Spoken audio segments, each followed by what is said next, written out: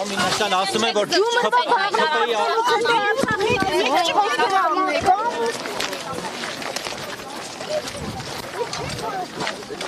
Ասել եմ տվյալ ձեր գոված նախագաների օրոք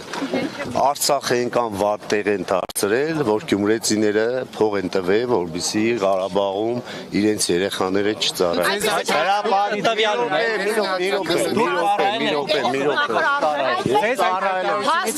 Բանակի